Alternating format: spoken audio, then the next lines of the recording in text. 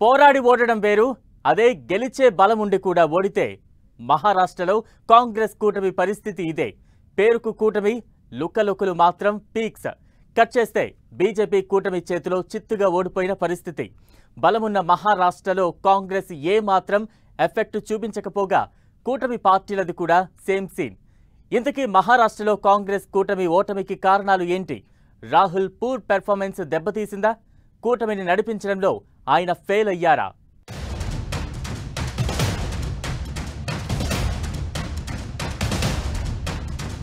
లోక్సభ ఎన్నికల్లో అదుర్స్, ఇప్పుడు బెదుర్స్.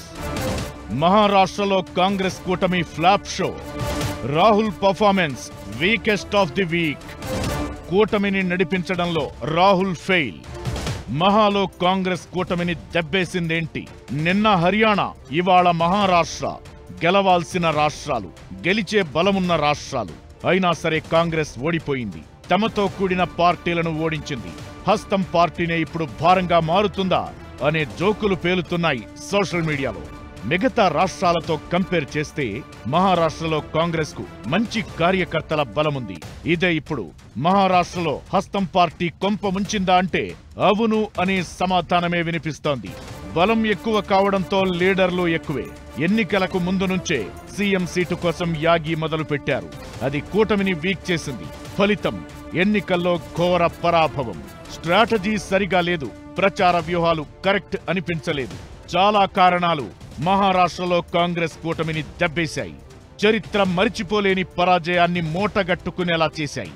పార్లమెంటు ఎన్నికల్లో సత్తా చాటిన పార్టీలు అసెంబ్లీకి వచ్చేసరికి వెనక్కే ఉండిపోయాయి. లోక్సభ ఎన్నికల్లో కాంగ్రెస్ 13, ఉద్ధవ్ శివసేన 9, శరద్ పవార్ పార్టీ 8 స్థానాల్లో విజయం సాధించాయి. అయితే ఇప్పుడు మాత్రం 3 పార్టీలు తుస్సుమనిపించాయి. ప్రతి అడుగులోనూ వైఫల్యమే కనిపించింది కాంగ్రెస్ కూటమి విషయంలో. ప్రచారంలో 3 పార్టీల మధ్య కోఆర్డినేషన్ మిస్సింగ్ క్లియర్ గా కనిపించింది. కూటమిలోని 3 పార్టీల్లో ఒక్కొక్కరి ప్రచార శైలి ఒక్కోలా కనిపించింది. ఒక్కో పార్టీ ఒక్కో సమస్యను హైలైట్ చేస్తూ ఓటర్ను కన్ఫ్యూజ్ చేసింది. ఇక మహారాష్ట్ర ఆత్మ గౌరవం అంశాన్ని యూజ్ చేసుకోవడంలో కాంగ్రెస్ కూటమి ఫెయిల్ అయింది. శివసేన చీలిక వ్యవహారంలో ఉద్ధవ్ ఠాక్రేపై ఉన్న సింపతిని ఎన్కాష్ చేసుకోవడంలో కూటమి ఫెయిల్ అయినట్టు కనిపిస్తోంది. ఇక కాంగ్రెస్ కూటమి ఎన్నికల మేనిఫెస్టో కూడా పెద్దగా గొప్పగా ఏమీ అనిపించలేదు. బీజేపీ కూటమి ఎన్నికల హామీలకు కొనసాగింపుగా ఉన్నాయి తప్ప కొత్తగా ఏం చేసేది, ఎలా చేసేది చెప్పలేకపోయారు. ఇది ఓటర్లపై ప్రభావం చూపించింది. ఇక రైతుల్లో షిండే సర్కార్ మీద వ్యతిరేకత ఉందని తెలిసి కూడా వారిపై దృష్టి సారించడంలో కాంగ్రెస్ కూటమి ఫెయిల్ అయింది. ముఖ్యంగా సోయాబీన్, పత్తి, ఉల్లి రైతుల కష్టాలను పట్టించుకున్నట్లు కనిపించలేదు. షిండే సర్కార్ వైఫల్యాలను ఎండగట్టడంలోనూ కాంగ్రెస్ కూటమి వెనక్కే ఉండిపోయింది. మాల్వాలో శివాజీ విగ్రహం కూల్చివేత, బద్లాపూర్ రేప్ కేసును హైలైట్ చేయలేకపోయింది. బీజేపీ కూటమిపై దూకుడుగా వెళ్లి జనక్షేత్రంలో నిలదీయడంలో కాంగ్రెస్ కూటమి సక్సెస్ కాలేకపోయింది. బీజేపీ మిత్రపక్షాలు ఆలోచించుకుని డ్యామేజ్ రిపేర్ చేసుకున్నారు. అదే కాంగ్రెస్ పార్టీ వాళ్ళ విరోధి నిద్రలేపకుండా ఉండుంటే వాళ్ళకి ఇది ఒక పెద్ద తప్పు కాంగ్రెస్ పార్టీ చేసింది. అనవసరమైన విమర్శలు చేసి తర్వాత వాళ్ళని యూనిటీ తీసుకొచ్చి వాళ్ళని గెలిపించింది కాంగ్రెస్ పార్టీ. ఆదివాసీలు, దళితులు, ముస్లిం, కుంభీ వర్గాలను చేర్చుకోవడంలో కాంగ్రెస్ కూటమి ఫెయిల్ అయింది. చిన్న చిన్న పార్టీలు కలిసి వంచిత్ బహుజన్ అఘాడీగా ఏర్పడ్డాయి. ఆదివాసీ, దళితుల్లో చాలా మంది ఓటర్లు వంచిత్ బహుజన్ అఘాడీ వైపు మొగ్గు చూపారు. దీంతో ఓట్లు చీలి కాంగ్రెస్ ఓటమికి మరో కారణంగా మారింది. ఇదంతా ఎలా ఉన్నా కూటమి పార్టీల మధ్య సరైన సమన్వయం లేకుండా పోయింది. అసంతృప్తి సెగలు కక్కింది. గతంలో వీర్ సావర్కర్ టార్గెట్ గా రాహుల్ చేసిన విమర్శలు ఉద్ధవ్ సేన, శరద్ పవార్ ఎన్సీపీకి కోపం తెప్పించాయి. దీంతో రాహుల్ ను ప్రచారానికి దూరంగా ఉంచారు. అయితే అప్పటికే జరగాల్సిన నష్టం జరిగిపోయింది. వీర్ సావర్కర్ పై రాహుల్ చేసిన వ్యాఖ్యలను బీజేపీ కూటమి హైలైట్ చేసింది. దీంతో ఓ వర్గం కాంగ్రెస్ కూటమికి దూరమైంది. ఆ ప్రభావం ఎన్నికల ఫలితాల్లో స్పష్టంగా కనిపించింది. పైగా కాంగ్రెస్ కూటమిని రెబెల్స్ భారీగా దెబ్బతీశారు. వాళ్లను బుజ్జగించి వెనక్కి రప్పించాల్సింది పోయి సస్పెండ్ చేయడంతో ఆ ఎఫెక్ట్ క్షేత్రస్థాయిలో కనిపించింది. ఇక శరద్ పవార్ ఫ్యాక్టర్ కూడా కాంగ్రెస్ కూటమి మీద భారీ ప్రభావం చూపించినట్లు క్లియర్ గా అర్థమవుతోంది. తన రాజ్యసభ పదవీ కాలం 2026లో ముగుస్తుండటంతో యాక్టివ్ పాలిటిక్స్ నుంచి తప్పుకోవాలనే ఆలోచనతో ఉన్నట్లు ఓ ఎన్నికల సభలో శరద్ పవార్ చెప్పిన మాట కాంగ్రెస్ కూటమికి శాపంగా మారింది. ఈ ఎన్నికల్లో అది గట్టిగా ప్రభావం చూపించింది. ఎన్నికలకు దూరంగా ఉంటానన్న శరద్ పవార్ మాటలు ఎన్సీపీతో పాటు కాంగ్రెస్, ఉద్ధవ్ ఠాక్రే పార్టీని నిండా ముంచినట్లు కనిపిస్తోంది. ఆ మూడు పార్టీలు పార్లమెంటు ఎన్నికల్లో ఉన్నంత కలిసికట్టుగా అసెంబ్లీ ఎన్నికల్లో లేవని క్లియర్ గా అర్థమైంది. శరద్ పవార్ వ్యాఖ్యలతో ఆ పార్టీకి పడాల్సిన ఓట్లు బీజేపీ కూటమికి పడినట్లు అనిపిస్తున్నాయనే అభిప్రాయాలు వినిపిస్తున్నాయి. ఇక పొత్తు అన్న మాటే గాని మూడు పార్టీల మధ్య చాలా లుకలుకలు కనిపించాయి. ఈ ప్రభావం క్షేత్రస్థాయిలో భారీగా పడినట్లు ఫలితాలతో అర్థమవుతోంది. మూడు పార్టీల మధ్య ఓట్ల బదలాయింపు సరిగా జరిగినట్లు కనిపించడం లేదు. లోక్సభ ఎన్నికల ముందు జోడో యాత్రతో, ఎన్నికల తరువాత లోక్సభలో తన మాటలతో దూకుడు మీద కనిపించిన రాహుల్ గాంధీ మహారాష్ట్రలో మాత్రం పెద్దగా ఎఫెక్ట్ చూపించలేకపోయారు. ఒక్క సీట్ల కేటాయింపుల విషయంలో తప్పితే హర్యానా ఓటమి నుంచి పాఠాలు నేర్చుకున్నట్లు కనిపించలేదు. మహారాష్ట్ర ఎన్నికల ప్రచారంలోనూ పెద్దగా పాల్గొనలేదు. కూటమిని నడిపించడంలోనూ ప్రభావం చూపించలేకపోయారు. పైగా తన వ్యాఖ్యలతో కూటమికి భారమయ్యారనే గుసగుసలు వినిపిస్తున్నాయి. కారణాలు ఎలా ఉన్నా కాంగ్రెస్ కూటమి మాత్రం దారుణ పరాభవాన్ని మూటగట్టుకుంది. పార్లమెంటు శీతాకాల సమావేశాలకు సరిగ్గా 2 రోజుల ముందు వచ్చిన ఫలితాలు ఆ సమావేశాల మీద ఎఫెక్ట్ చూపించే ఛాన్స్ ఉంది. ఎన్నికలను ఎలా గెలవాలో కాంగ్రెస్ మర్చిపోయిందా? హర్యానా, మహారాష్ట్ర ఓటముల తర్వాత వినిపిస్తున్న విమర్శలు ఇవే. గెలిచే బలమున్న చోట ఓడిపోయింది కాంగ్రెస్. ఇదే ఇప్పుడు కొత్త చర్చకు కారణమవుతోంది. మహారాష్ట్ర ఫలితాలు కాంగ్రెస్ కు సంధించిన ప్రశ్నలేంటి? పార్టీలో ఎలాంటి మార్పులకు శ్రీకారం చుట్టాల్సిన అవసరం ఉంది? వరుస ఓటములతో హస్తం పార్టీ నేర్చుకోవాల్సిన పాఠాలేంటి?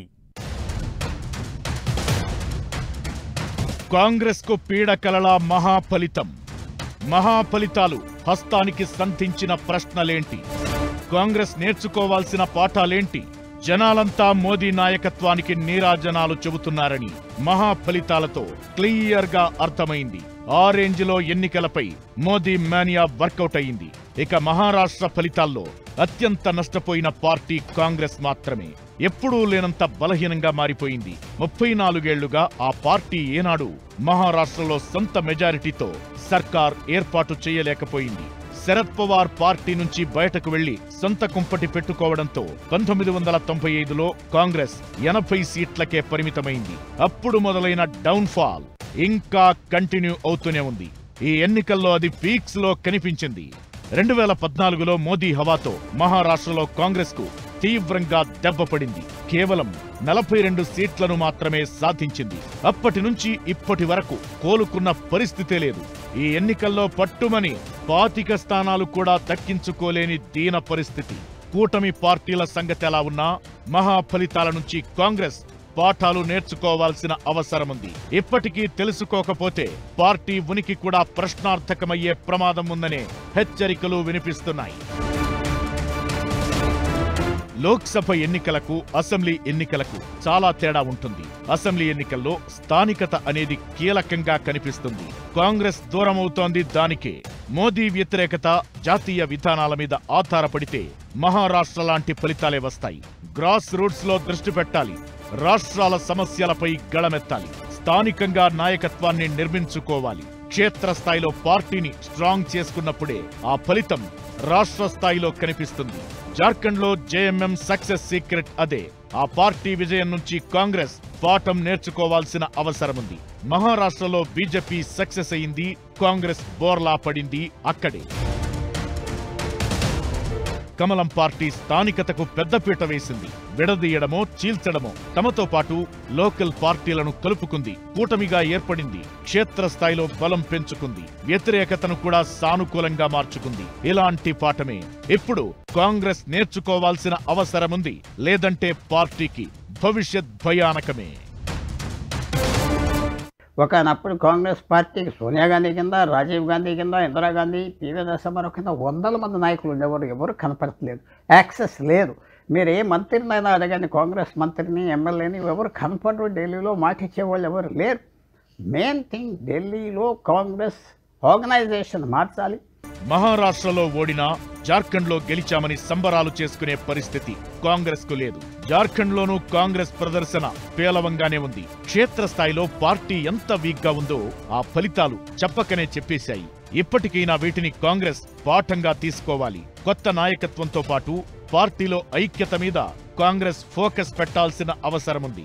ఓటర్లలో ఒక రకమైన విశ్వాసం నింపి తమకు అనుకూలంగా ఓటేయించేలా ఒప్పించగలిగే నాయకత్వాన్ని కాంగ్రెస్ తయారు చేసుకోవాలి. ఇక అంతర్గత కుమ్ములాటలు కాంగ్రెస్ ను రోజు రోజుకు వీక్ చేస్తున్నాయి. అప్పుడు హర్యానాలో, ఇప్పుడు మహారాష్ట్రలో అలాంటి పరిస్థితులే కనిపించాయి. ఇక రాహుల్ గాంధీ నామస్మరణ చేస్తూ ఎన్నికలకు వెళతామంటే అసెంబ్లీ ఎన్నికల్లో వర్కౌట్ కాదు. బలమైన నాయకులతో పాటు ఓటర్లను చేరువయ్యే క్షేత్రస్థాయి బలం అవసరం. అసెంబ్లీ ఎన్నికల్లో రాష్ట్ర సమస్యలు ప్రభావం చూపిస్తాయి. మోదీని టార్గెట్ చేసి లాభం పొందాలి అనుకుంటే అది అయ్యే పని కాదు. తగ్గడంలో తప్పులేదు. కాంగ్రెస్ నేర్చుకోవాల్సిన అతిపెద్ద పాఠం ఇదే. స్థానిక అంశాలను దృష్టిలో పెట్టుకుని తగ్గితే అది కూటమికి మేలు చేయడం ఖాయం. మహారాష్ట్రలో మిస్ అయిందే అది. ఉద్ధవ్ ఠాక్రేను ముఖ్యమంత్రి అభ్యర్థిగా ప్రకటించాలని శరద్ పవార్ సహా చాలా మంది నేతలు ఓ ప్రపోజల్ తీసుకొచ్చారు. శివసేనను చీల్చిన సింపతి వర్కౌట్ అయి అది ఓట్లుగా మలిచే ఛాన్స్ ఉందన్నది వాళ్ల వ్యూహం. నిజానికి లోక్సభ ఎన్నికల్లో అది వర్కౌట్ అయ్యింది కూడా. అయితే దానికి కాంగ్రెస్ మాత్రం ససేమిరా అనేసింది. కాంగ్రెస్ కాస్త తగ్గి ఉంటే, ఉద్ధవ్ను సీఎం అభ్యర్థిగా ప్రకటించి ఉంటే సీన్ ఇంకోలా ఉండేది అనడంలో ఎలాంటి అనుమానం లేదు. లోకల్ గా సెంటిమెంట్ రగిలేది. ఇలాంటి విషయాల్లో కాంగ్రెస్ పాఠం నేర్చుకోవాల్సిన అవసరముంది. మహారాష్ట్ర ఫలితాలను దేశమంతా ఆసక్తిగా గమనించింది. ఇక్కడి రిజల్ట్స్ దేశ భవిష్యత్తు రాజకీయాలను డిసైడ్ చేసే అవకాశం ఉందనే చర్చ జరిగింది. ఇంతకీ మహా ఫలితాలు ఎలాంటి ప్రభావం చూపించబోతున్నాయి? ఇండియా కూటమిలోని విపక్షాల ఐక్యతపై కూడా మహా ఫలితాల ఎఫెక్ట్ ఉంటుందా? పార్లమెంట్ సమావేశాల్లో ఏం జరగబోతోంది? వార్ వన్ సైడ్ అన్నట్లు కనిపించింది మహారాష్ట్రలో. కమలం కూటమి జోరును ఏ దశలోనూ కాస్త కూడా బ్రేక్ వేయలేకపోయింది కాంగ్రెస్ కూటమి. గత 30 ఏళ్ల మహారాష్ట్ర రాజకీయ చరిత్రలో ఎప్పుడూ చూడని విజయమిది. అయితే మహారాష్ట్ర ఫలితాలు దేశ రాజకీయాలపై ప్రభావం చూపించే అవకాశాలు ఉన్నాయనే చర్చ జరుగుతోంది. మరీ ముఖ్యంగా ఇండియా కూటమి మీద ఈ ఫలితం ఎఫెక్ట్ భారీగా పడే ఛాన్స్ ఉందనే చర్చ జరుగుతోంది. మోదీని గద్దె దించడమే లక్ష్యంగా విపక్షాలన్నీ కలిసి ఇండియా కూటమిగా ఏర్పడ్డాయి. పార్లమెంట్ ఎన్నికల్లో మంచి ప్రభావం చూపించాయి కూడా. అయితే అసెంబ్లీ ఎన్నికలకు వచ్చేసరికి సీన్ రివర్స్ అవుతోంది. కాంగ్రెస్ ప్రతిసారి బోర్లా పడుతోంది. హస్తం పార్టీ తీరుతో ఇండియా కూటమిలోని మిగతా పార్టీల్లో ఆలోచన స్టార్ట్ అయిందని, అది విపక్షాల ఐక్యతపై ప్రభావం చూపే ఛాన్స్ ఉందనే అభిప్రాయాలు వినిపిస్తున్నాయి. బలమున్న చోట ఒకలా, లేని చోట మరోలా అన్నట్లుగా కాంగ్రెస్ తీరు కనిపిస్తోంది. రాష్ట్ర స్థాయిలో సింగిల్, జాతీయ స్థాయి రాజకీయాల్లో మాత్రం పొత్తు అన్నట్లుగా ఆ పార్టీ తీరు కనిపిస్తోంది. అదే కాంగ్రెస్ కొంప ముంచుతోంది. ఈ వ్యవహారంపై మిత్రపక్షాలు కూడా గుర్రుగా కనిపిస్తున్నాయి. నిజానికి హర్యానాలో గెలిచే పరిస్థితులు ఉన్న కాంగ్రెస్ ఓడిపోయింది. ఇండియా కూటమిలో మిత్రపక్షాలుగా ఉన్న పార్టీలు వేరుగా పోటీ చేయడంతో కాంగ్రెస్ మీద ప్రభావం చూపించింది. దీంతో గెలవాల్సిన హర్యానాను బీజేపీ చేతుల్లో పెట్టినట్లయింది. ఇప్పుడు మహారాష్ట్రలోనూ అదే పరిస్థితి. దీంతో కాంగ్రెస్ ను మిగతా పార్టీలు కూటమికి భారంగా లెక్కలేస్తున్నాయనే గుసగుసలు వినిపిస్తున్నాయి. ఆప్తో పాటు టీఎంసీ, ఎస్పీ పార్టీలు కాంగ్రెస్ తీరు మీద అసంతృప్తిగా ఉన్నాయనే గుసగుసలు వినిపిస్తున్నాయి. మహా ఫలితాల తరువాత ఇవి మరింత ఎక్కువయ్యే అవకాశాలు ఉంటాయని, విపక్షాల ఐక్యతకు ఇది పరీక్షా కాలమే అనే చర్చ జరుగుతోంది. స్పష్టంగా మమతా బెనర్జీ లాంటి నాయకులు కాంగ్రెస్ పార్టీకి వార్నింగ్ ఇస్తారు. ఆల్రెడీ అఖిలేష్ యాదవ్ ఇచ్చాడు. వాళ్ళ పెత్తనం పూర్తిగా తగ్గిపోతుంది. ఇంత మాత్రం ప్రభావం వస్తుంది. కాంగ్రెస్ పార్టీకి ఇది ఏ రకంగా మేనేజ్ చేసుకుంటుంది ఫ్యూచర్లో చూడాలి. ప్రెస్టీజ్ మాత్రం పూర్తిగా తగ్గిపోయింది. పార్లమెంటు శీతాకాల సమావేశాలకు సర్వం సిద్ధమైంది. అదానీపై అరెస్టు వారెంటుతో పాటు మణిపూర్ మంటలు, వక్ఫ్ బోర్డు వ్యవహారం, ఇలా చాలా అంశాలు చర్చకొచ్చే అవకాశముంది. ప్రతిపక్ష నాయకుడిగా రాహుల్ గాంధీ ఈ సమావేశాల్లో దూకుడు చూపించే అవకాశాలు ఉన్నాయి. ఈ సమావేశాలపై మహారాష్ట్ర ఫలితాలు ఎఫెక్ట్ చూపించే అవకాశముంది. విపక్షాలు చేసే విమర్శలకు మహా ఫలితాలను ఆధారంగా చేసుకుని బీజేపీ ఆన్సర్ ఇచ్చే ఛాన్స్ ఉంది. అయితే రాహుల్ లేవనెత్తబోయే అంశాలకు ఎవరెవరు సపోర్ట్ చేస్తారు, ఎలా సపోర్ట్ చేస్తారన్న దాని మీదే విపక్షాల ఐక్యత, ఇండియా కూటమి భవిష్యత్ ఆధారపడి ఉంటుందనే చర్చ జరుగుతోంది. ఏమైనా మహాఫలితం దేశ రాజకీయాలను మార్చే అవకాశాలు క్లియర్ గా కనిపిస్తున్నాయి. మహాఫలితాలకు ముందు తరువాత అనేలా పాలిటిక్స్ మారడం ఖాయం అనిపిస్తోంది.